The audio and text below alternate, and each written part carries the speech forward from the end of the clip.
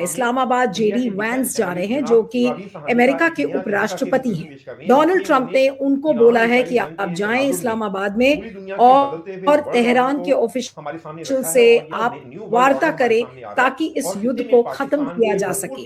यानी कि इस्लामाबाद इतना भरोसे का है डोनाल्ड ट्रंप का कि उनको भारत नहीं बल्कि इस्लामाबाद पसंद आया।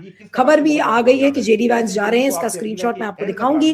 लेकिन ये पुराना जो शहबाज शरीफ का ट्वीट था जो 24 मार्च का है, वो मैं आपको दिखा रही हूँ। Pakistan welcomes and fully supports ongoing efforts to pursue dialogue to end the war in Middle East in the interest of peace and stability in the region and beyond, जिसको डोनाल्ड ट्रंप ने एंडोर्स किया और उन्होंने उसको retweet कर दिया। अब आपको स्क्रीनशॉट दिखाती हूं जेडी वैंस का। अच्छा, ये देख लीजिए एक मिनट, ब्रिक्स न्यूज का है। सीएनएन के रिपोर्ट्स के हवाले से ये पता चल रहा है कि स्टीव विटकॉफ और कुशनर के साथ बातचीत नहीं करेगा ईरान, बल्कि वो जेडी वैंस जो कि वाइस प्रेसिडेंट हैं उनके साथ बातचीत करना प्रेफर करेगा। इसको सीएनएन ने रिपोर्ट किया है। अब आपको स्क्रीनशॉट दिखाती हूं कि जेडी वैंस की तैयारी भी हो चुकी है। ये देखिए गार्डियन की स्टोरी है। JD Vance role touted as Pakistan attempts to broker US Iran peace talks. अब आपको बताते हैं कि कल जयशंकर जब सर्वदलीय बैठक उन्होंने की थी तो उन्होंने क्या कहा था। उन्होंने ये कहा था कि पाकिस्तान एक दलाल देश है और हम वो दलाल डिप्लोमेसी नहीं कर सकते। सर्वदलीय बैठक में उन्होंने कहा था कि भारत एक दलाल डिप्लोमेसी नहीं कर सकता। तो एस जयशंकर चाहे जितना भी बोले कि वो दलाल डिप्लोमेसी नहीं करना चाहते, लेकिन अंत में डोनाल्ड ट्रंप का प्रेफरेंस इस्लामाबाद ही है और दलाल देश भारत नहीं है। ये एक जले हुए, भुने हुए, फूके हुए विदेश मंत्री की भाषा है, जो जिसके पास कोई ऑप्शंस नहीं है, जिसने बहुत ज्यादा कुछ किया नहीं है, सब कुछ हाथ में था, नहीं किया, और अब जब जल बुन गए, जब ये पता चल गया कि इसे ईर्ष्या ही कहेंगे ना, इसे ईर्ष्या बोलेंगे, इसे जलन बोलेंगे, इसे जेलसी बोलेंगे कि जेडी वैंस इस्लामाबाद जा रहे हैं। आज वो भी दिन हम देख सकते थे कि जेडी वैंस न्यू दिल्ली आते, लेकिन सारी लुटिया डुबो दी गई। जो ये दलाल डिप्लोमेसी की बात जो एस जयशंकर ने की थी, वो आज यही भाषा है जो जले हुए, भुने हुए, मैं फिर से रिपीट कर रही हूं, ये आउट ऑफ जेलसी वाली जो भाषा है, वो उनकी हेल्पलेसनेस दिखाता है कि वो कुछ नहीं कर पाए। विश्व गुरु, कहां की विश्व गुरु? जब आप एक शांति वार्ता नहीं होस्ट कर पाए, आपने कोशिश ही नहीं की, तो क्या विश्व गुरु? आज के बाद तो मुझे लग रहा है कि विश्व गुरु अपने आप को बोलना ही बंद कर देना चाहिए। अब मैं देखती हूँ मोदी जी के मुंह से विश्व गुरु का शब्द सुनाई पड़ेगा या नहीं पड़ेगा। और जो लेजर आई वाले विदेश मंत्री थे एस जयशंकर, वो यही अब कहते फिरेंगे कि देखिए पाकिस्तान तो दलाल डिप्लोमेसी करता है। आज भारत के लिए कितनी बेइज्जती का दिन है। देख के ही खराब लग रहा है कि जेडी वैंस इस्लामाबाद जा रहे हैं और हम नई दिल्ली में बैठ के पाकिस्तान को दलाल देश बोल रहे हैं। जी, मेरे जहन में एक ही इंग्लिश शब्द आ रहा है, फ्रस्ट्रेशन। देखिए, ये मिस्ड अपॉर्चुनिटी ही नहीं, इट्स ए कंप्लीट फेलियर। देखिए, अमेरिका बार बार पिछले 12-13 महीने से जलील कर रहा है, हर मुमकिन कोशिश कर रहा है इंडिया का इमेज और गवर्नमेंट का इमेज मिट्टी में मिलाना। तो हम फिर भी जो है उम्मीद रखे बैठे हैं कि अमेरिका हमारा स्ट्रेटेजिक पार्टनर है, दोस्त है, हेल्प करेगा। देखिए, पाकिस्तान जो पहले टर्म में ट्रंप का था, उसमें भारत को भी अफगान टॉक्स में अलग थलग कर दिए थे और भारत कहीं नहीं था। तो वो भी फ्रस्ट्रेशन था। और अब सेकेंड टर्म में आउट एंड आउट हमारे दुश्मन के साथ अमेरिका मिला हुआ है। But all that has failed now, क्योंकि हमारा स्ट्रेटेजिक पार्टनर ही उनको हेल्प कर रहा है डायरेक्टली पाकिस्तान को, और through IMF, world bank, United nation, Saudi Arabia, Turkey, you name any country. Now they are all looking to Islamabad and Asim Munir as the key partner. तो हमारा ये failure नहीं तो क्या ये सक्सेस है। देखिए, पूरे गुजराती जो है फाइनेंशियल मार्केट में दलाल का ही काम करते हैं। तो जैसे प्राइम मिनिस्टर ने कहा कि मेरे रग रग में कॉमर्स और ट्रेड और भरा हुआ है, ये पूरे ट्रेडर जो है दलाल का ही काम करते हैं। तो ये दलाल जो है, जयशंकर को पता नहीं इसका हिस्ट्री मालूम है या इसका एक्चुअल मीनिंग। तो ये जो है कंप्लीटली फ्रस्ट्रेटेड फॉरेन मिनिस्टर है, उनकी diplomacy has been a complete abject failure. देखिए, जो मध्यस्थ बनने के लिए जो एक काबिलियत होनी चाहिए थी, वो काबिलियत मोदी जी ने इस युद्ध के, इस जो ये लड़ाई चल रही है इसके शुरू होने के 48 आवर्स पहले ही उन्होंने खो दी थी वो काबिलियत। क्योंकि वो इस ब्रेकआउट हुआ जब इस लड़ाई का, तो उससे पहले वो 48 घंटे पहले वो एक हमलावर देश के यहाँ बैठे हुए थे, बातचीत कर रहे थे। तो मोदी जी चाहे कितनी भी सफाई दें, सरकार कितनी भी सफाई दे, लेकिन कोई मानेगा नहीं कि मोदी जी को इस बात का नॉलेज नहीं था कि अगले 48 घंटे में क्या होने वाला है। तो वहां से आप पहले ही आप एक देश के हामी हो गए और दूसरे देश के विरोधी मान लिए गए। ईरान ने आपको विरोधी मान लिया, लेकिन क्योंकि आपकी पूरी एशियंट टाइज है उस देश के साथ, सिविलाइजेशनल टाइज हैं, तो उन्होंने फिर भी एक शायद दरवाजा इंडिया के लिए खुला रखा था, दे वेटेड। लेकिन इंडिया जब उनका जो एक सुप्रीम लीडर था उसको मार दिया गया, शहादत बताते हैं जिसको कहा गया, वो उसके बाद हमने उसको कंडेमनेशन तो छोड़िए, हमने कॉन्डोलेंसेस भी भेजना मुनासिब नहीं समझा। बच्चे मारे गए इजराइल के अटैक में, 150 से ज्यादा लड़कियां बच्चियां मारी गई। उसके बाद उस पे भी हम चुप बैठे रहे, हम चुप लगाए बैठे रहे और हम कुछ बोले नहीं। लेकिन द मोमेंट ईरान ने जो गल्फ कंट्रीज थे उनकी जो फैसिलिटीज थी, डिसैलिनेशन प्लांट और या कुछ मिलिट्री बेसिस पे उन्होंने हमला किया, तो मोदी जी ने immediately as a prime minister of India उन्होंने इमीडिएटली ट्वीट कर दिया, उसमें उसका कंडेमनेशन किया, भेजा, उनको मैसेज भी भेजा। तो जो एक उससे आपको साफ पता चल रहा है कि आप इजराइल की तरफ से जो हत्याएं हुई है या जो हमले में जो लोग मारे गए हैं उनके बारे में तो आप चिंतित नहीं है, ना उनसे आपको कोई दर्द हुआ है। लेकिन अगर गल्फ कंट्रीज में या इजराइल के ऊपर कुछ आंच आती है तो आप उससे परेशान होते हैं। तो ऐसे देश को तो एक कॉमन सेंस की बात है नीलू, कि आप बन पाएंगे या नहीं बन पाएंगे। अब जो रही बात जयशंकर साहब ने जो कहा, जयशंकर साहब एक करियर डिप्लोमेट रहे हैं, उनकी तरफ से ये भाषा पता चलता है कि उनके मुंह में ये शब्द डाले गए हैं, या ये कहते हैं ना जैसी संगत में आप रहते हैं वैसे ही आपका तौर तरीका, आपका बिहेवियर बदल जाता है उसी हिसाब से। तो आप ऐसी शब्दों का इस्तेमाल करने वालों की संगत में रहते हैं जिनको की सामने वाले के लिए बहुत गंदी, जैसे वो अपने देश के विपक्ष को ही देख लीजिए किस किस तरह की भाषा का इस्तेमाल करते हैं। तो वो वहां पाकिस्तान तो उनका जानी दुश्मन से भी ज्यादा है, तो उसके लिए तो वो डेफिनेटली ये शब्द उन्होंने जो इस्तेमाल किए, उनको अगर कहा भी गया था वो अपनी थोड़ा अकल लगा के तो थोड़ा सा तो एक उसको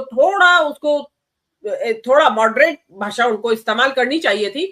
उन्होंने न केवल अपना स्टेचर गिराया है दुनिया की नजर में और देशवासियों की नजर में, उन्होंने पूरी दुनिया को लगा कि देश का विदेश मंत्री ये शब्द बोल रहा है।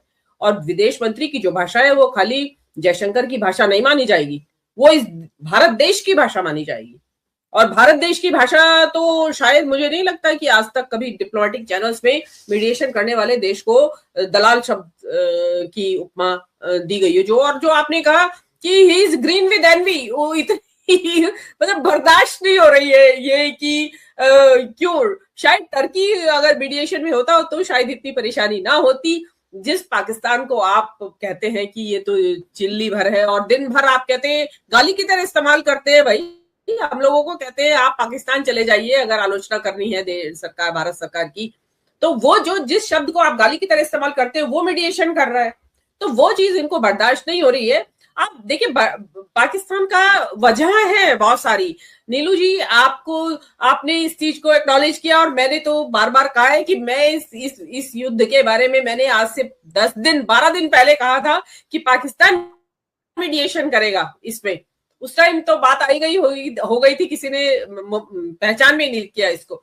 उसके कारण थे, नंबर 1 तो उनकी सीमा लगती है, दूसरे शिया आबादी दोनों कंट्रीज के अंदर है। ईरान एक शिया कंट्री है और शिया मुस्लिम जो है वो पाकिस्तान में भी बहुत बड़ी मात्रा में रहते हैं। इसमें यहाँ कहना जरूरी है कि इंडिया में one of the largest Shia population है।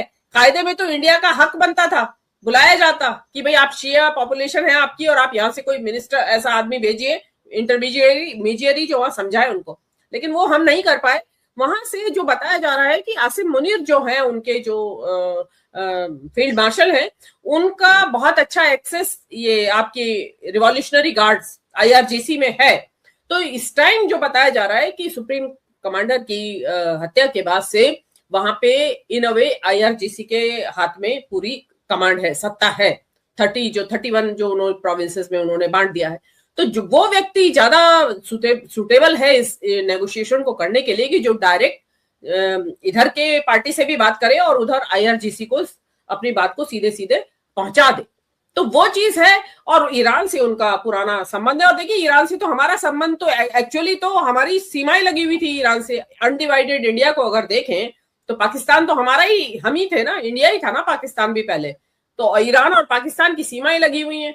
तो वो चीज हम भूल गए। आप अपना तो वो जिसको कहते हैं ना कि अपने बारे में तो आप स्वत्व को भूल गए आप कि हम कौन हैं, और आप बड़ी छिछली सी छोटे स्तर की राजनीति पे उतर आए।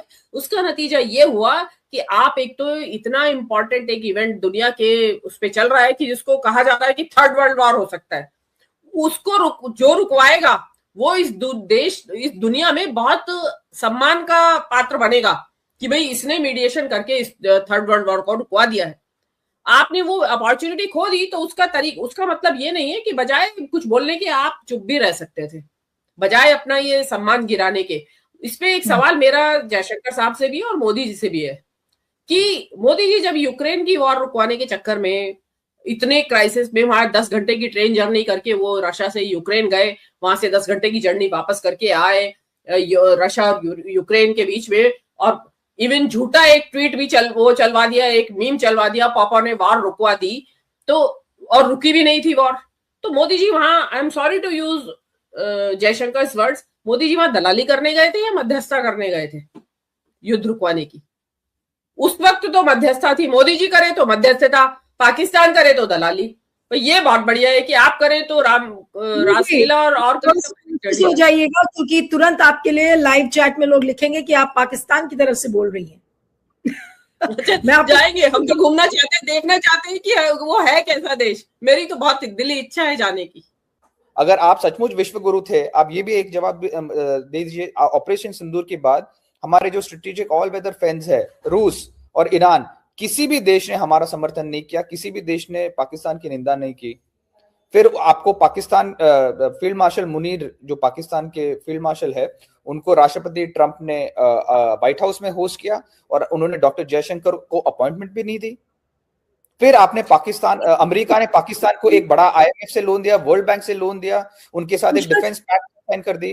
कहने का तात्पर्य यह है कि 11 साल के कार्यकाल में मोदी जी ने अखंड भारत तो नहीं किया है, लेकिन भारत के टुकड़े जरूर चीन को बांट दिए हैं और पाकिस्तान को एक सर्वोच्चम देश साउथ एशिया में बना दिया है। अभी मीनू जी जो कह रही थी कि आसिम मुनीर के बड़े अच्छे रिलेशंस हैं IRGC से, और वो चीज शायद इस समय डोनाल्ड ट्रंप को क्लिक कर रही है कि भाई हम आसिम मुनीर की मदद ले लें और ये बातचीत हो जाए।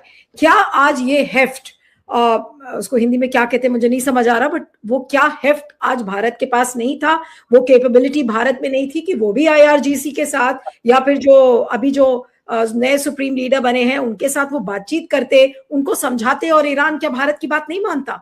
आज आसिम मुनीर को IRGC के साथ संबंध बनाए हैं अच्छे, और डोनाल्ड ट्रंप उन संबंधों का इस्तेमाल कर रहे हैं। क्यों अब ईरान आपकी बात सुनेगा? मतलब वो तो पाकिस्तान के खिलाफ है ही नहीं। आप समझो, अगर ईरान कमजोर होता, ये प्रॉब्लम यह है कि मोदी डॉक्ट्रिन के विदेश नीति में इस्लामोफोबिया, जो एंटी मुस्लिम हेट है, वो एम्बेडेड है, और इसके कारण वो ईरान के खिलाफ काम कर रहे हैं। तो ये शांति करने के लिए इन्होंने किसको चुना? पहले दो देशों को चुना, तुर्की को और पाकिस्तान को। और ये तुर्की और पाकिस्तान कौन है? ऑपरेशन सिंदूर में तुर्की ने ड्रोन दिया था, पाकिस्तान ने हम पर मारा था। तो ट्रंप सरकार आप करके आए हो, ट्रंप सरकार को जब जरूरत पड़ गई तो आप ही को नहीं पूछ रहे। तो विश्व गुरु को तो, इनको जो ये विश्व गुरु का जो भाजपा को शौक लगा हुआ है, तो इनको तो पंच बनने का बड़ा शौक पहले से रहा है। रशिया यूक्रेन वार रुकवा दी थी। परसों भी ट्रंप से बात करने के बाद जो इन्होंने ट्वीट किया था, उसमें भी इन्होंने कहा था कि शांति के लिए विश्व गुरु प्रयास करेगा।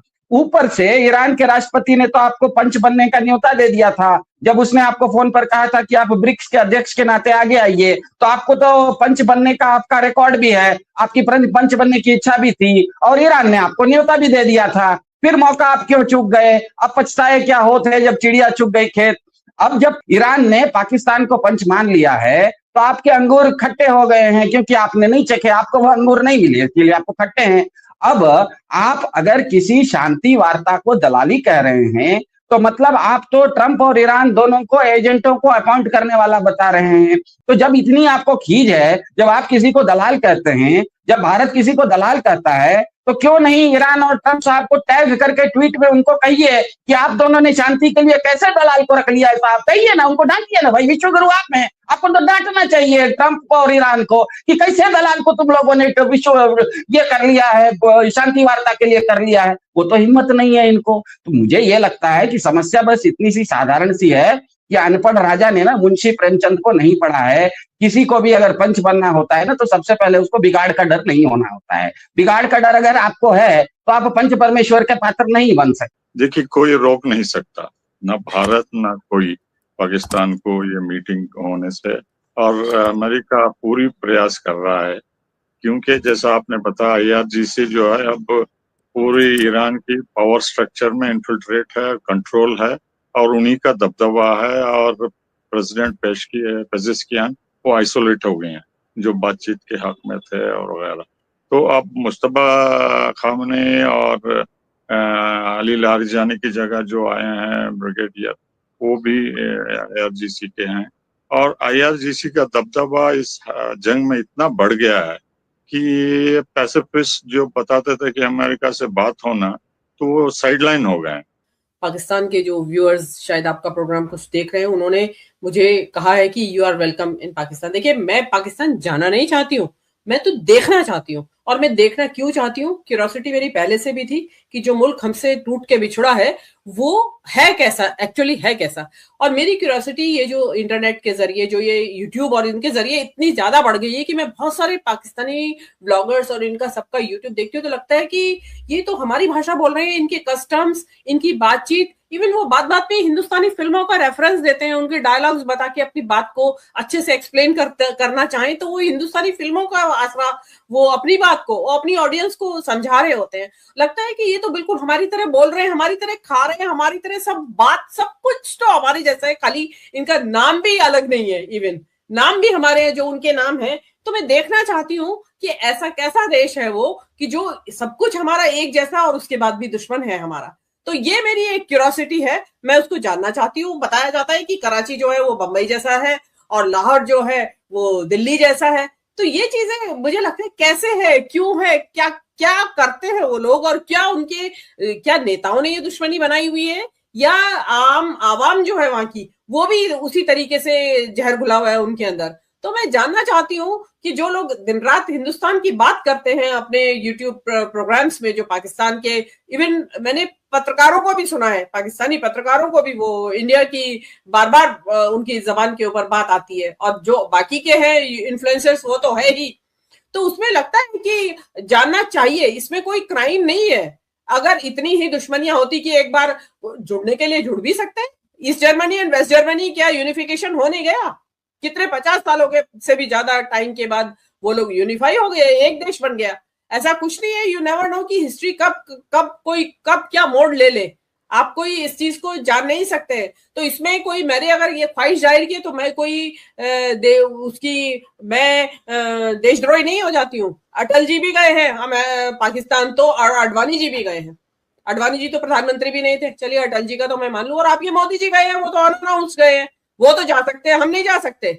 हम जैसे आप देखना चाहते हैं, हम भी देखना चाहते हैं कि है कैसा हमसे जो अलग हुआ है, जो हिस्सा वो लोग है, क्या बात करते हैं, क्या पहनते हैं, क्या क्यों हमारे जैसे हैं बिल्कुल, और फिर भी अलग क्यों रहते हैं हमसे, हमारी लड़ाई क्यों है उनके साथ। आप जो दलाल की बात कर रहे थे, डॉक्टर जयशंकर कह रहे हैं कि पाकिस्तान एक दलाल नेशन है, ठीक है। जब प्रधानमंत्री मोदी यूक्रेन गए थे और उसके बाद जब रूस के राष्ट्रपति पुतिन से मिलने गए थे, तब डॉक्टर जयशंकर और पूरा बीजेपी इकोसिस्टम मीडिया